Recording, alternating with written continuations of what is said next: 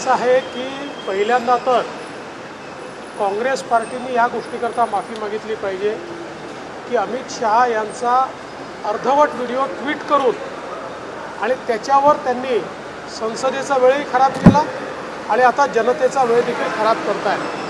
खरं म्हणजे संसदेमध्ये बोलत असताना ज्या प्रकारे माननीय मोदीजींनी काँग्रेस पक्षाला एक्सपोज केलं आणि कशा प्रकारे भारतरत्न डॉक्टर बाबासाहेब आंबेडकरांना आणि भारतातल्या संविधानातल्या आरक्षणाला देखील नेहरूजींचा, इंदिराजींचा आणि संपूर्ण गांधी घराण्याचा वारंवार विरोध राहिला आहे, हे पूर्ण पुराव्यासहित ज्यावेळेस जगासमोर मोदीजींनी आणलं त्यामुळे काँग्रेस पार्टी अशा प्रकारे आता नाटक करण्याचं काम करते आहे। खरं म्हणजे याच काँग्रेस पार्टीने कधीही भारतरत्न डॉक्टर बाबासाहेब आंबेडकरांना निवडून येऊ दिलं नाही, जाणीवपूर्वक अगदी भारतरत्न डॉक्टर बाबासाहेब आंबेडकरांनी ज्या ठिकाणी महापरिनिर्वाण झालं त्या इंदू मिल, तिथे इंदू मिलच्या जागेवर स्मारक व्हावं याकरता इतके वर्ष आंदोलनं करावी लागली, पण सुईच्या टोका एवढी जमीन देखील काँग्रेसच्या सरकारने दिली नाही।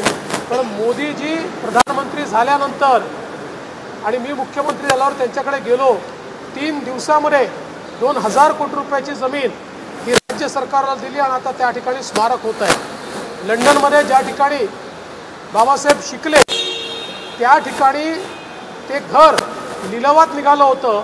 काँग्रेसच्या सरकारकडे अनेक संघटनांनी मागणी केली की हे घर लिलावात जाऊ देऊ नका, त्यांनी लक्ष दिलं नाही। पुन्हा आमचं सरकार आल्यानंतर ते घर आम्ही घेतलं। महू असो, दीक्षाभूमी असो, अलीपूर रोड असो, प्रत्येक ठिकाणी भारतरत्न डॉक्टर बाबासाहेब आंबेडकरांच्या स्मृती जपण्याचं काम हे मोदी सरकारने आणि भाजपने केलेलं आहे। काँग्रेसला फक्त त्यांचं नाव वापरायचं आहे आणि त्यांचं नाव वापरून राजकारण करायचं आहे, मात्र कुठलाही सन्मान हा कधीही त्यांना काँग्रेसने दिलेला नाही, भारतरत्न देखील काँग्रेसने दिलेला नाही, हे या ठिकाणी स्पष्टपणे सांगू इच्छितो।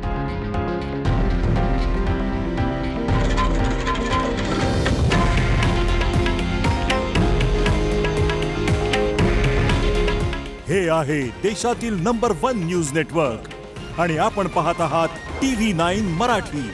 काळजी तुमची, हित महाराष्ट्राचं।